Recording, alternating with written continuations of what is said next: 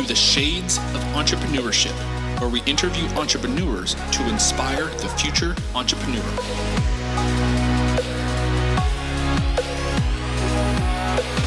I'll be your host, Mr. Gabriel Flores. So grab a drink, sit back, relax, and enjoy the show.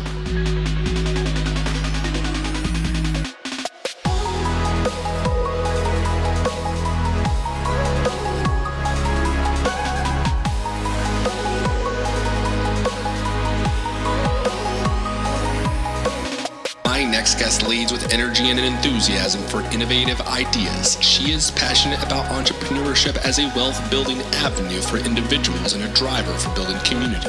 Please welcome the Executive Director of the Oregon Entrepreneurship Network, Cara Turano. Hello, everyone, and welcome to the Shades of Entrepreneurship.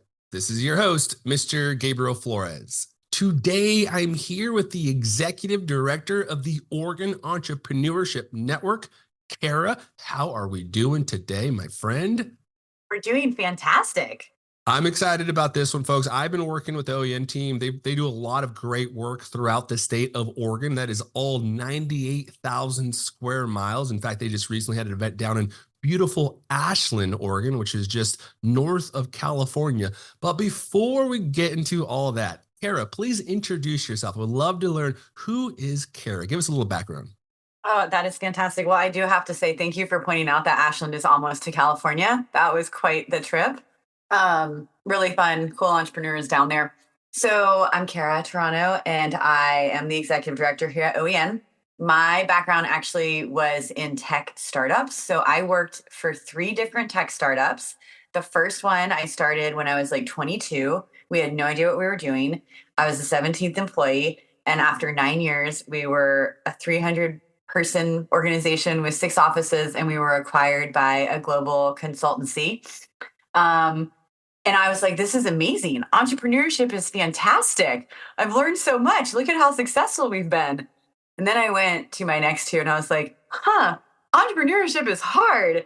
And they all don't go this way. And so I've kind of been on both sides of the high growth, the turnaround, and then also like the unable to secure funding between a Series A and a Series B and going out of business.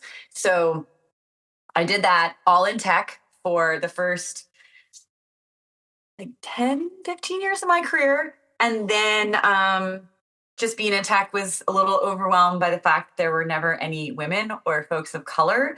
So rather than trying to change one CEO or executive's mind, I switched over into tech association work where I had access to hundreds of executives to really try to think about how we more thoughtfully build our companies and represent our leadership. And so I did that for about 6 years, 7 years, which was really only supposed to be a 6-month contract. And then was always considered really interesting because you don't have a lot of nonprofit or association leaders that were practitioners, as well as, people that grew companies. So I'd always been associated with the startup vibe. Like I've always been referred to as really entrepreneurial. And so about 2 years ago, this job opened up here at OEN, and the board recruited me to apply. And it's been really fascinating because OEN does support the entrepreneurs, but we also talk a lot about growth strategies and how to access the capital. And now I have a much better understanding of the capital side, which I wish I had known like during my years as an entrepreneur. So that's kind of my background. I'm from outside of Atlanta, Georgia. I grew up in a tiny town called Norcross. And in my spare time, I run a lot. And I have a dog that just joined us. So yes, the dog has joined us. And folks, if you have not, I would encourage you to connect with Cara on LinkedIn because she has a phenomenal network and she does run a lot. I recently saw a bunch of her medals. I was like, oh man, that is cool. I don't think I can run that much. I'll stick with the Peloton every morning though. Now let's talk a little bit about OEN real quick, the Oregon Entrepreneurship Network. Give us a little background. What is it and what is it really here to support here in the state of Oregon? That's such a good question. So I would like to say that OEN is older than me. It is not, but it is in its mid-30s. And it was a really interesting organization that started, I'd love to tell this story, as a spin out of an MIT alumni association program that was really connecting successful entrepreneurs back into their community to say, hey, like this is what it looks like to grow and scale a company, to take a company to an exit. And this was all happening in the 90s when we know what was going on before the tech bubble burst. And they were out here in the Silicon Forest where you saw Tektronics and then all the spinouts from that. And it was really just like a monthly group that got together, had a lunch, heard a successful entrepreneur, and then came back the next month. And then the organization started doing things in youth entrepreneurship and different kinds of trainings. And eventually, there was no one left from the MIT alumni on the board. And so the organization spun out as its own 501c3. And then over the course of 30 years was really the first organization to support entrepreneurship in the state and helped create programs like the venture catalysts that were embedded in places like Southern Oregon and Bend and out in the Gorge and Willamette Valley.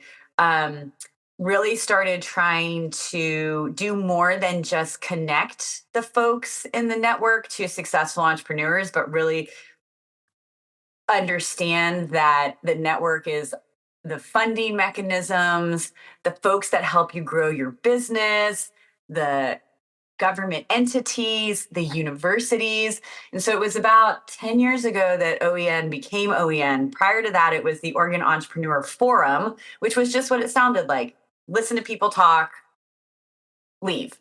The network really is connecting the founders with funders and the folks that help them grow their business. I say that OEN is an organization that creates opportunities for serendipity. And I think anyone that's an entrepreneur knows how important that is to their success. Yes, I completely agree. And I think, the networking piece from the entrepreneurship perspective, finding a mentor throughout your, growth path is so important because it is kind of a lonely ride sometimes. And it does feel like that. But let's take a step back because you mentioned, one, that the OEN board kind of did reach out to you, trying to recruit you, but that was based on a lot of your experience. So let's take a step back. You mentioned, the first kind of iteration into the entrepreneurship world was the tech, and you had a lot of great experience. You did very well. Let's talk about how that experience helped you decide to, I'm going to go ahead and stick into this entrepreneurship kind of bubble. What did you experience in that first kind of thing that really made you feel, I like what I'm doing? I love, like, you asking that question almost makes me want to cry because I love the answer to this story so much. I started a tech company because my dad said, you're going to be rich. Like, it's the world of, it's the time of tech. I said, okay. And here I am, the 17th employee. They were like, do you know how to do HR? I was like, no, but that shouldn't stop me. And that's like, I think that was the first moment where I was like, oh, being an entrepreneur means you have to learn how to do a lot of things, like all the time. And I just had this really like amazing experience that I can look back on in hindsight and think, wow, like I thought my manager, my CEO was so old when I was 22. He was probably like 27. He also had like very little clue as to what he was doing. And it was a really unique experience because everything was new. Like everything, every opportunity, every chance to fail, every chance to succeed. Like I think my two favorite stories in my entrepreneurial journey was the company grew. We opened an office. I was working in their Birmingham, Alabama office, and they opened an Atlanta office. And I moved over there, and at some point they're like, hey, we're going to make you the managing director of this office. I said, that is so cool. Again, I'm like now 28, so zero leadership experience. They're like, you're responsible for the P&L. I said, great. And I like get up to leave this meeting where I've been promoted. And I get to the door and I turn around and I'm like, what do those letters mean? And, and what I've seen in my time at OEN is like, I hear these stories over and over again. Somebody sells their first product and they're like, the customer asked me to send an invoice. And I'm like, what is that? And so like, I loved that, like not knowing and everything being for the first time. And then the second thing that I loved was I read a lot of business books because again, like my background was in exercise and sport science. Like I wanted to be the commissioner of the Southeastern Conference. And Oh, so like I had that, those are that's why I some didn't lofty goals. I love it. that's why I didn't know what the P&L was. So I was reading these business books and I was like, hey, I'm in a leadership meeting. I was like, I think we need like a vision and a mission and like some core values. And I will never forget this. Our CEO, who is a man that I still talk to and I adore, was like, I don't know. That sounds like some MBA mumbo jumbo stuff. But if you want to do it, like, go ahead. And I feel like when you're working for a startup, like, that's the only time in your career you're going to hear things like, I don't know, go ahead. And so, like, as a team, we got a small team together. We wrote this. And then Gabriel, what became so powerful is like, as the company grew, that vision and mission and those core values were painted on the wall of every single office. And like, you don't get to see that when you're working at a company that you're not a part owner of. And what I now know in hindsight is like all that stuff that I was trying. Hey, Kara, move back to Atlanta, hire customers. Hey, that was great. Let's do it again in another city. We were scaling and we were creating a portfolio that was diversified enough that made us a really interesting target for acquisition. But I didn't know that. And I didn't know that until like well after I left. And so I loved that time in my career. I think I will always think of it as my favorite 10 years. But I knew I could never go and do it again because I would never approach building a company with the same guileness that I had the first time.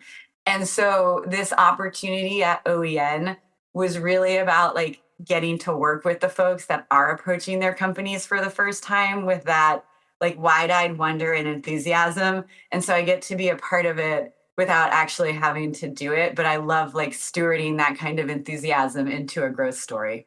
I love it. And one of the things you mentioned too was this was, like you mentioned, is a very successful first entrepreneurial endeavor, did it for several years, ended up being acquired. And then you moved on to a couple other techs. A little bit different story. So talk about some of the challenges that you've experienced in your entrepreneurial endeavors. Yeah, I mean, I hear it all the time, but I will say like number one in my last experience was really about finding the funding.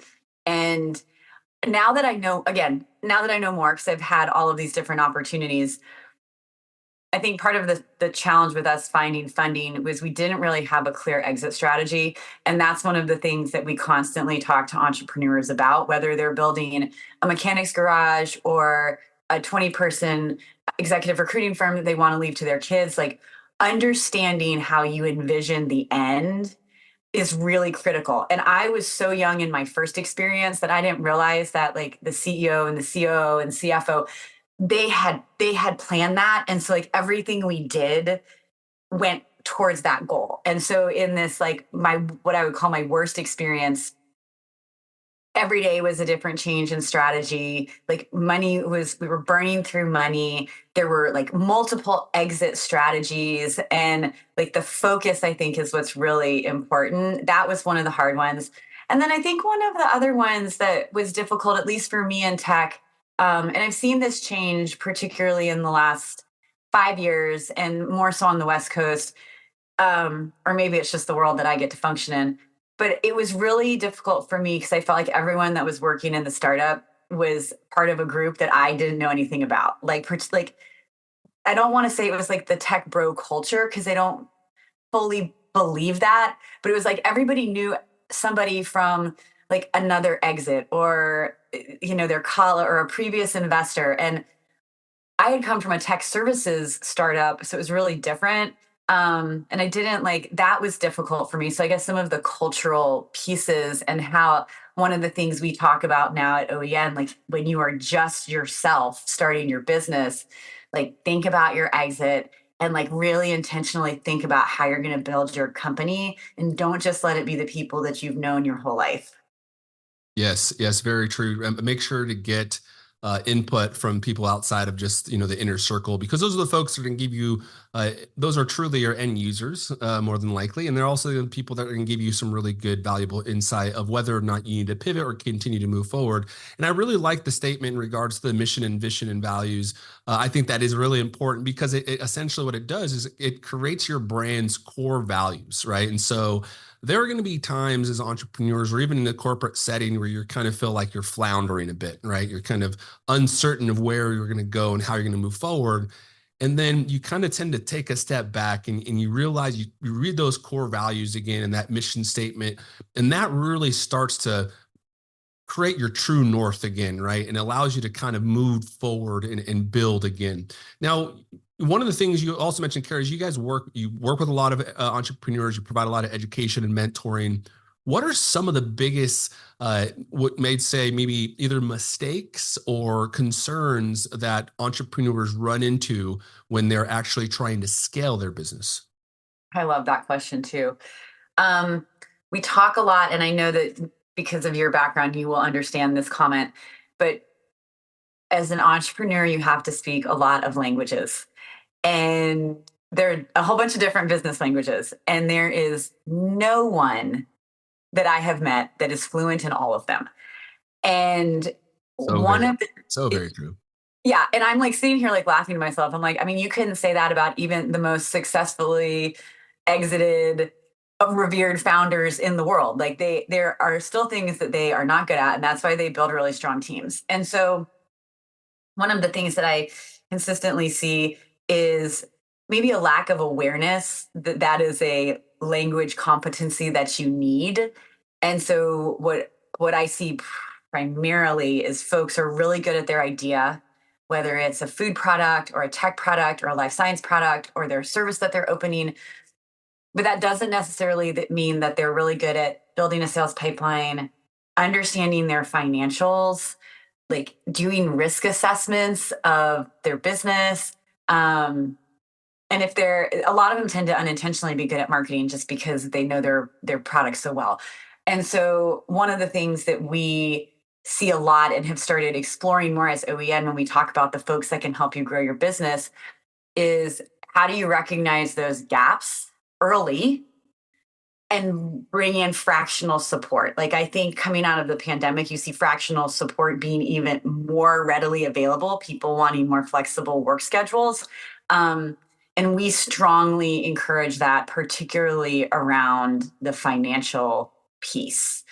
We don't ever want to see the entrepreneur taking out a second mortgage without having first like built a really good financial model template. And there are so many, and we have access to so many. And so that's what I would say would probably be one of the biggest things that we see people running into is not being fluid in all the business areas or knowing who to go to help them understand that functional area. Yeah, and folks that are listening, I think that's the big piece too. Is reaching out to folks. There's a lot of people within the entrepreneurial ecosystem, specifically here in the Pacific Northwest, that want to see you succeed in your business, and truly, they have a lot of. To Cara's point, there's things I know. There's things I don't know. Right? And so like understanding that there's just things I don't know, and reaching out and trying to find that information is very valuable. Now, Carrie, one thing you also mentioned was funding, the difficulties of funding for entrepreneurs. One, can you kind of talk about some of the difficulties? And then two, can you provide some of the advice that you give entrepreneurs when they're looking for funding? Yeah. Well, funding is hard. Money is hard to find. And there's not enough money for everybody, and not all ideas are going to be funded. So that's sort of the baseline. One thing that we've changed the narrative around at OEN for a long time, it was, just pursue equity capital. And now we're doing a lot of education around, okay, equity capital is an option. And for high growth or, an IPO, it's probably the best option. But there are other avenues that you can pursue. There's debt financing. There are business grants. There are different lending programs. There are micro loans. There is crowdfunding. There is a whole variety of ways that you can access capital. And then the other thing that we talk about is be realistic about what you're trying to raise and why. And I will give you some, just some random examples. If you are making a food product, do you need to be doing the manufacturing yourself? Do you need to be doing the bottling yourself? Could you share a particular mold with another brand and cut that capital investment in half? And I don't know that first time entrepreneurs think through that. We tend to hear it from folks that have come back and are talking at a pub talk about how successful they've been. And it's always that we've managed to do what we anticipated or more with less money. And so that's some of the advice that we give, as well as just connecting to a whole bunch of different resources, both locally and nationally. Like if you are a QuickBooks customer, a QuickBooks loan can be approved in 24 hours if you are already using them, up to $10,000. So there's avenues. And I want to go back to something that you were mentioning previously about people in the Pacific Northwest being very supportive and wanting to see you succeed. We're going through our Angel Oregon food program right now where we invest in a company. And several of the companies that are now really investable have been through the program a few times. And what's amazing is how many of them reference another OEN investor or contact that they met who was willing to give them 1 hour of time and say, hey, your product isn't fully developed yet, but try to get in front of a buyer with Whole Foods now, because it may make 2 years to build that relationship. So, and also sometimes investors have really great ideas around different funding resources, particularly if they are well versed in your industry sector. Yeah, that's a really good point. And again, I really like what you mentioned with different funding options, in particular like crowdsourcing. That one is a really good option for like if you're creating a product and you don't want to do mass production on the product. Well, test the market. See if your minimally viable product has a product market fit, and you can do that by crowdsourcing. Burnside Knives just recently came out with their kitchen knives. Really smart idea.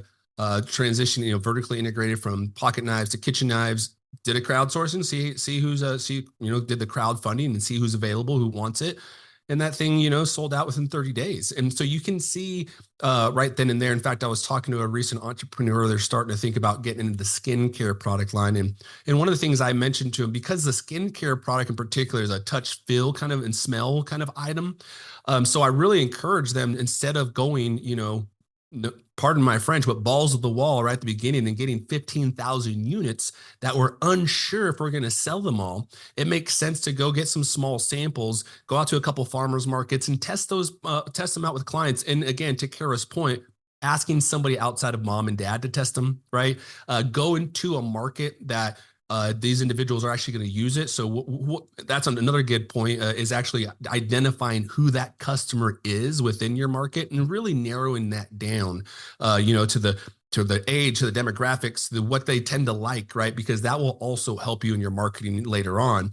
For example, it probably is not the greatest idea to go advertise a hamburger right outside of 24-hour fitness. Maybe it is, I don't know, right? But product placement is also important too. And so building that is really important. Now, Cara, one of the things you kind of alluded to quite a few times is the power of networking.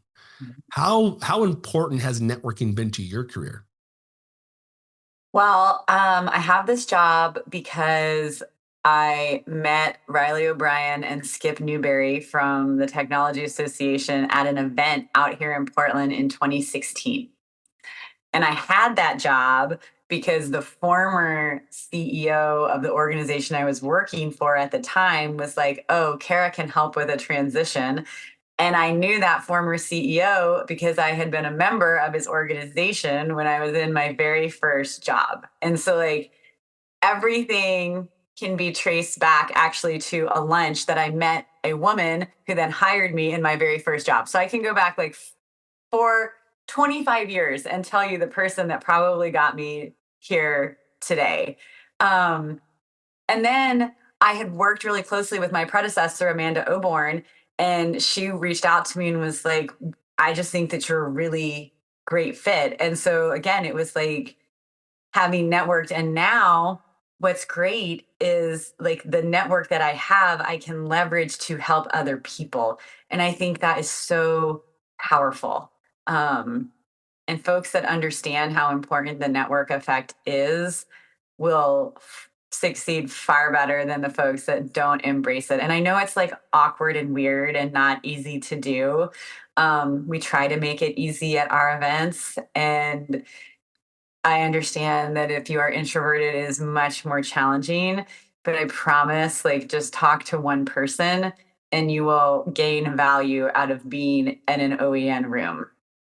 Yeah, I completely agree. This the power of networking is just phenomenal because again, I think Kara and I mentioned this a few times. The Pacific Northwest in particular, I've been to other communities, and I'm not saying anything bad about those communities, but I certainly feel the love in the Pacific Northwest in regards to economic development and really trying to encourage generational wealth within our entrepreneurial ecosystem, which I really do love. In fact, you also mentioned Amanda Oborn, which is a perfect time to plug the Shades of Entrepreneurship website. So Amanda is a former guest. So if you actually visit theshadesofE.com, you can also sign up for the newsletter, which is a great time to plug that as well. But yeah, again, I think it's the power of networking is really phenomenal because I think one, you learn from a lot of individuals from their expertise.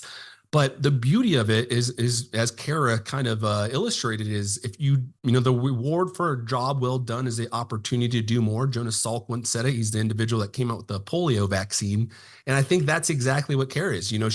Her reward for a job well done has been the opportunity to continue to do more with OEN, to the point where they actually targeted her like, hey, we really would love you to kind of help lead this ship. And you've been now leading OEN for about a couple of years now. Now, with that said, where are we going? What's the future for OEN look like? Spit out some couple events that are coming out for our listeners. Oh my God, I love to spit out events, and then I'll tell you the big strategy. So Monday, we're actually going to be in Corvallis. We've been on a major road trip. We've got 10 companies at a pitch practice session. 4 really great coaches, including 2 entrepreneurs. We'll give them feedback. Observers are welcome, but only if you are an entrepreneur. This is not an event for investors or business service providers. So if you're in the Corvallis area, on May 31st in Slabtown at the Tillamook Outpost from 3 to 6, we're going to be hosting our pop-up and pitch marketplace, which is 20 of our local food and beverage entrepreneurs sampling their wares. It is delicious. It is that sounds awesome. It is open to the public, and children are welcome. And 10 of these intrepid entrepreneurs will get up on a stage in this marketplace and pitch their product live for 3 minutes with only their product. No slides, nothing else.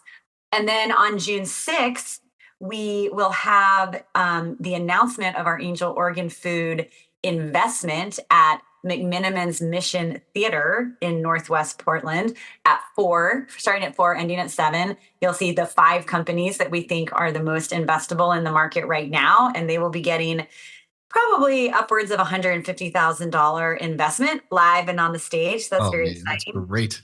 And then our last event for June is a wine networking event down at Stoller in the Mid-Valley. And I will tell you, it will be the least expensive opportunity to network with other founders and funders at Stoller, because I think their tasting is like $25 a person, and I think our event's $15. So we've got those coming up. That starts at 5. And then just sort of random aside, OEN does raise these small funds. I alluded to our Angel Organ one, and we were going to do food and life sciences this year, and a group of very intrepid tech entrepreneurs and investors encouraged me to raise a tech fund. So if you are a technology company interested in a small investment, we are seeking those companies to apply by June 10th. And the form is on our website under our programs tab, but it's our AO Tech investment. So then we'll have a party to announce that too. So stay tuned. Overall, OEN last year, we redid our vision and mission and our core values a little bit more, and really wanted to recenter the entrepreneur in the narrative. And so our number one goal is, how many entrepreneurs can we serve? And I get asked that question, like, what does serve mean? If you're an entrepreneur, that's going to mean something different for you. You may need a connection. You may need a lawyer. You may need a funding path. You may need an education session. You may need a pitch practice. So we are here to do all of those things. We were pretty excited. In our education programs in Q1 alone, we served 52 companies, 21 which were first-time entrepreneurs going through business essentials, and 31 going through one of our investment readiness programs. Wow. And I think that's really impressive because we are a team of 3. And that does not include the 2 pub talks we did, the 3 pitch practices we did for another 30 companies, and the event we spun up to teach folks how to make their pitch look good, their deck look good, that we had another 33 companies attend. So that's our focus. Oh, and we had an entrepreneur mixer too over breakfast, which very different breakfast crowd of entrepreneurs than happy hour crowd. So we're going to flip flop back and forth between those two. So folks, again, if you heard this, they have a tech fund. They got a lot of phenomenal events coming up. In fact, OEN.com, I would highly recommend. Oh, sorry, OEN.org. I'd highly recommend checking out the Oregon Entrepreneurship Network website. I have a lot of great events coming up. And again, funds, great way to really help support entrepreneurs. And again, they're just continuing to grow. I really am, Cara, I got to tell you, I really am so proud to see how OEN has really expanded throughout all 98,000 square miles of our state. You know, hearing Corvallis, hearing Ashland, you know, hearing all these places that, you know, there's a lot of entrepreneurial endeavors throughout this entire state, and there's so much innovation across the state lines as well. And so just amplifying that has been very humbling, and being able to talk to a lot of the folks that have worked with OEN is very impressive, because it's phenomenal the amount of work that you guys have done for the last almost 3 decades now. So you guys have really been almost 4 decades. It's incredible how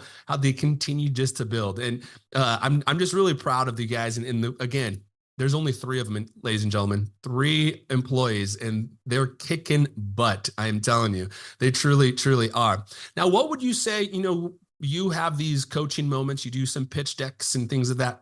What is the one piece of advice that you tend to give all entrepreneurs? Or maybe it's multiple pieces of advice. You know, I get asked to look at so many pitches and give so many advice. Like, the first thing I usually say is, who else has already looked at this and given you feedback? Because to your point, there are so many people in this community that are willing to help, that I respect. And so before I tear something down or disagree, I'd like to know who gave that feedback, because oftentimes there is a industry expertise, because like I'm a jack of all trades, master of none, except for running. And so I like to know who gave that input. The next thing that I tend to offer from a suggestion standpoint, just because this is a common mistake, less stuff on your slides. Less is more. Have an appendix if an investor wants to ask. And the thing I've learned this year through one of our pitch events that I've started talking to people about is, even if you only have 3 to 5 minutes, practice with intentional pausing, because it adds a dramatic effect that makes you easier to listen to. Yes, I completely agree with that. In fact, you know, one of the things you mentioned right there is less is more. I always encourage, you know, when I'm working with entrepreneurs and with their pitch deck, use visuals more than words. One person said, don't put bullets in your presentations, because bullets do one thing, and they kill, and they're going to kill your presentation. I don't want to, if I can look at your presentation and read the slide, then there is no point for you to be up there telling me what's on the slide. Right. Yeah. And so utilizing visuals, I always encourage entrepreneurs when they first start there. And Cara, I really got to say, I really love your idea about asking first, who has reviewed this? Because there are a lot of phenomenal people. And to your point, they have expertise in areas I probably do not have. I'm more of the healthcare section kind of person. And so, you know, having that insight and knowing who's already provided some valuable information is a good start.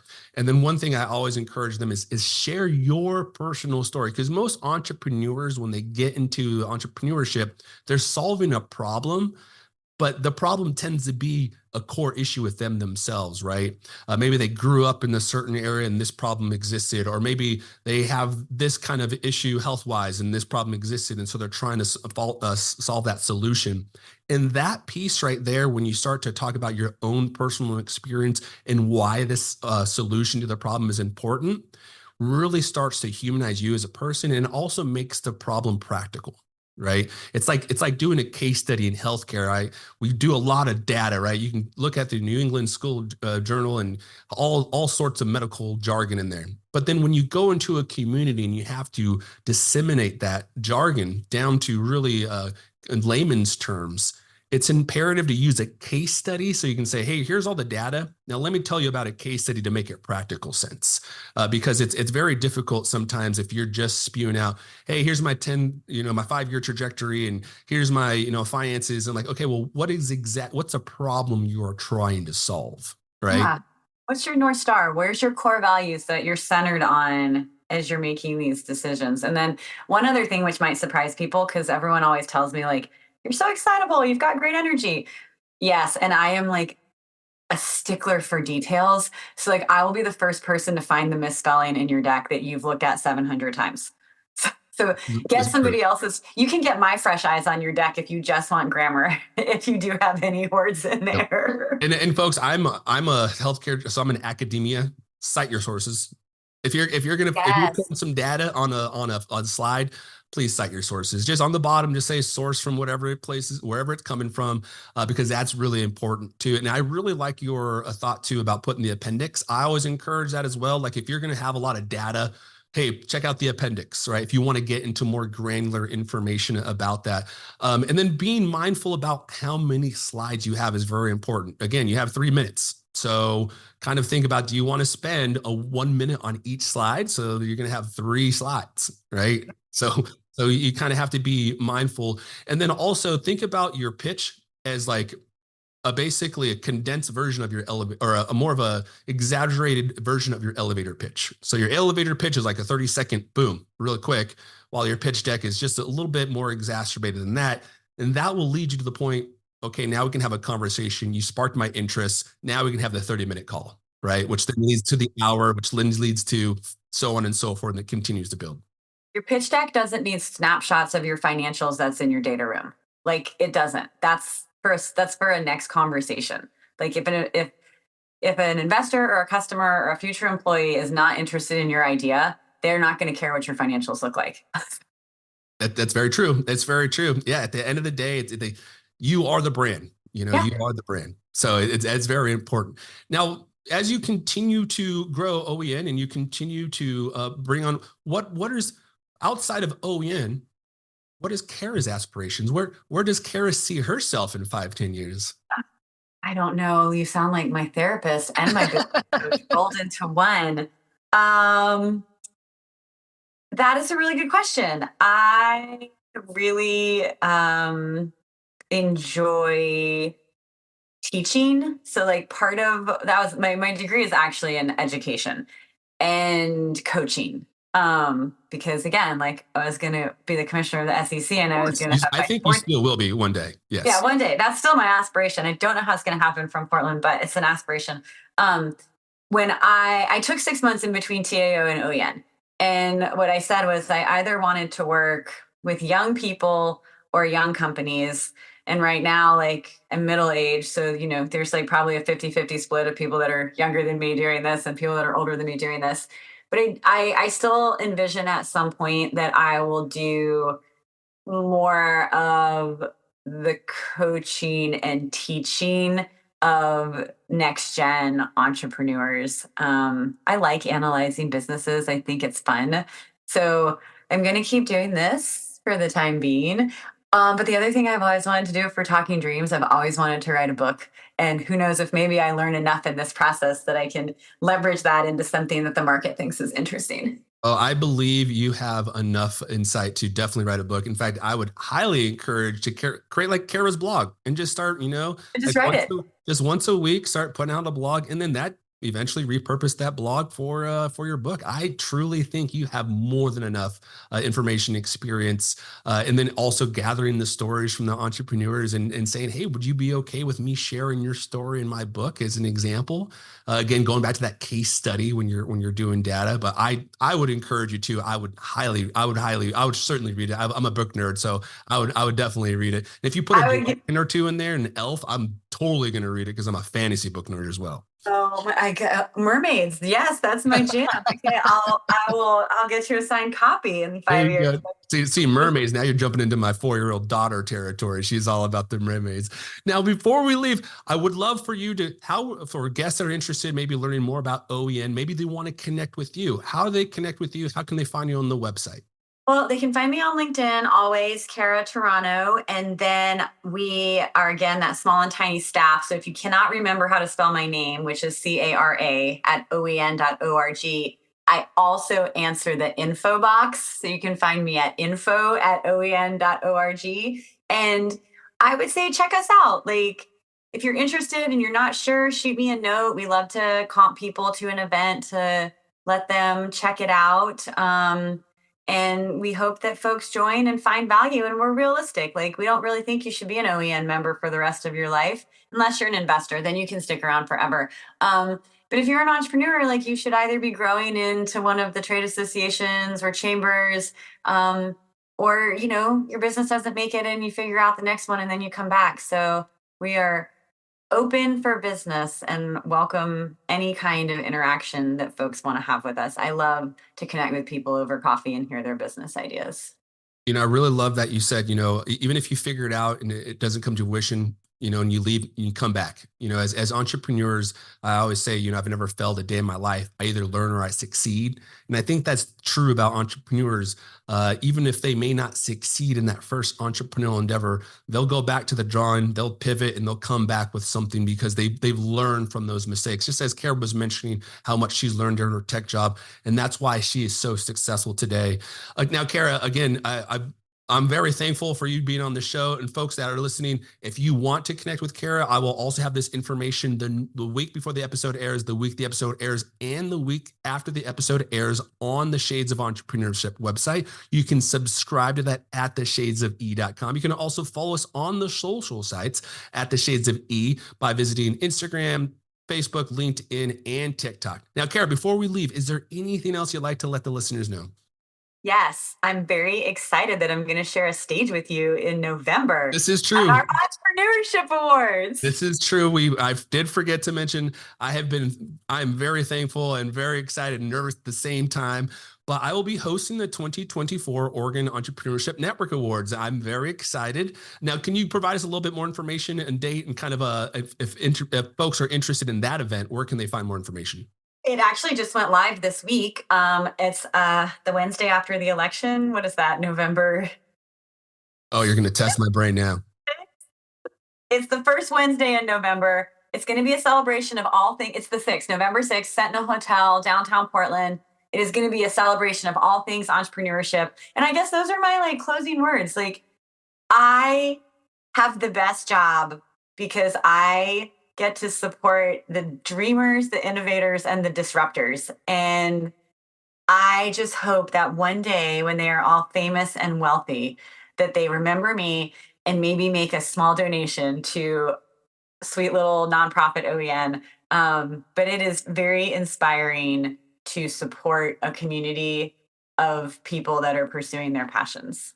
I love it. And I feel like I have the second best job because I get to interview the doers, the disruptors, and the innovators. And so again, thank you, Cara, so much for joining us. Folks, again, please subscribe to the newsletter by visiting theshadesofE.com, or you can visit us at the social sites by visiting the Shades of E. Thank you and have a great night. Thank you for tuning in to the Shades of Entrepreneurship. For more information, please follow the Shades of E on Twitter, Instagram, Facebook, or visit theshadesofE.com.